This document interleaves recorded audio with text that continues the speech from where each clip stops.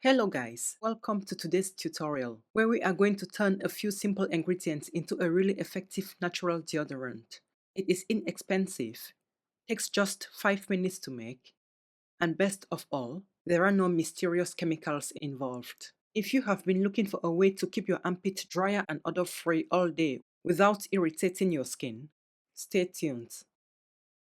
Guys, before you start formulating, make sure your work area and all equipment are clean and disinfected. I will be mixing the ingredients in a beaker. The first ingredient I pour into the beaker is 97.20 grams of distilled water. The use of distilled water for this formulation helps to ensure a clean, stable, and consistent base. Tap water can have variations in mineral content and pH that can throw off the formulation. If you wish, you can replace part of the distilled water with any hydrosol of your choice. Just make sure that the hydrosol you use is stable at the same pH like the deodorant.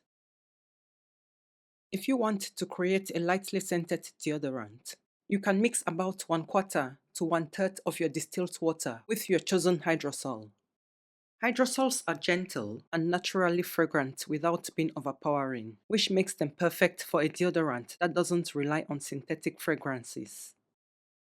Hydrosols like rose or lavender not only add a beautiful scent, but also bring some additional skin benefits.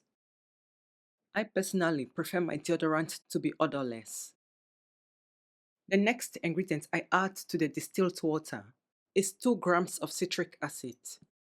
The key ingredient in this formulation is citric acid, which is naturally acidic. The low pH environment helps keep bacteria in control, the same bacteria responsible for those unpleasant odors. Bear in mind that sweat itself is odorless, but bacteria metabolize sweat into compounds that create body odor. Citric acid creates an unfriendly environment for these bacteria, resulting in less noticeable sweat odor. I add the citric acid to the distilled water and mix until it dissolves. When the citric acid has dissolved, the next step is to test the pH value.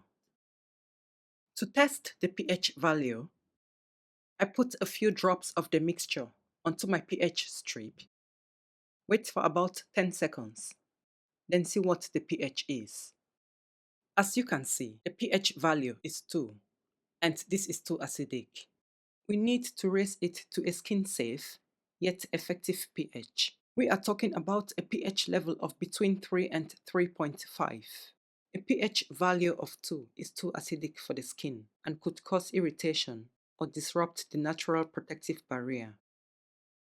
A pH value of 3 to 3.5 will be perfect, as it strikes the right balance between effectiveness and skin safety. To raise the pH from 2 to between 3 and 3.5, I add 0.80 grams of baking soda to the mixture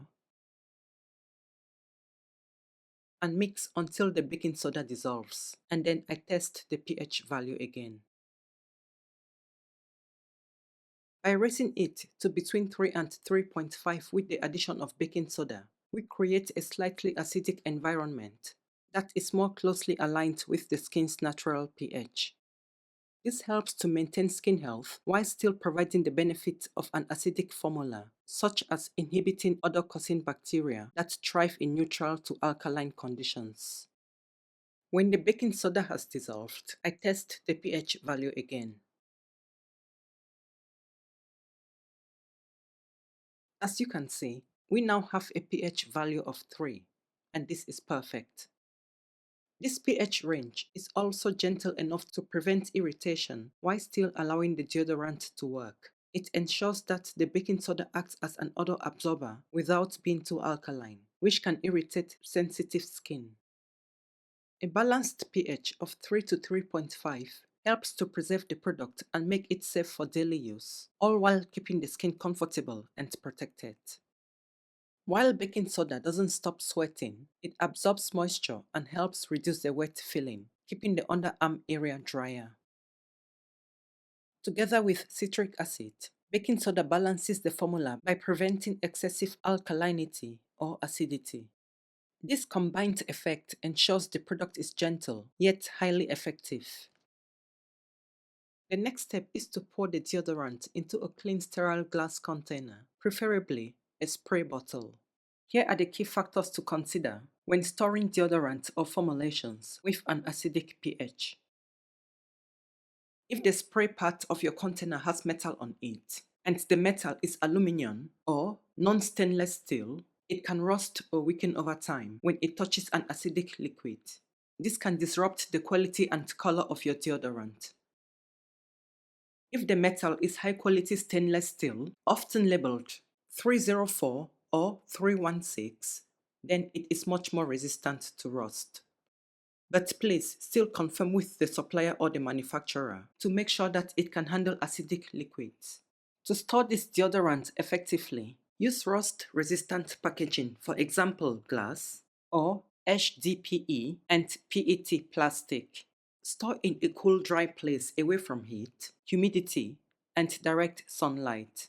Make sure that your packaging materials are pH compatible and UV protective. Keep the container tightly sealed to prevent air exposure and maintain stability. These steps help preserve the product quality and efficacy. If the spray part of your container is plastic, labeled PET or HDPE, you should not worry as they do not go bad when exposed to mild acid like citric acid. Plastic spray parts are used in many acidic products like cleaners and skincare products and are generally easy and cheap to replace. If you can choose between a cheaper metal part made from unknown metal or aluminum and a plastic part, choose plastic to avoid any risk of rust or metal leaching. If you prefer the look or durability of metal, make sure it is labeled as high-grade stainless steel or specifically rated, in quotes, for use with acidic solutions. To use this deodorant properly, apply it to clean dry skin to maximize effectiveness and prevent irritation. It is best after a shower or bath. Spray a thin, even layer over the underarm area. Avoid over-application as a small amount is usually sufficient.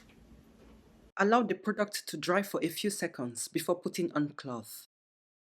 A word of caution: please do not use this deodorant on irritated, freshly shaved, or broken skin to prevent stinging or discomfort. After just about a minute of waiting post-application, my underarms are completely dry and I absolutely love the feeling. If you are curious about this simple yet effective deodorant formulation, join my Patreon and download the PDF for all the details. Guys, we have come to the end of this tutorial. Thank you so much for watching and thank you for being part of this community. I hope this session has been insightful and helpful. Whether you are exploring this formulation for personal use or planning to take it to the next level, remember efficiency, simplicity, and safety are key to creating products that truly work. If you have any questions, feel free to drop them in the comment section. I am looking forward to sharing more exciting content with you. Until then, take care and happy formulating. Bye bye and God bless you.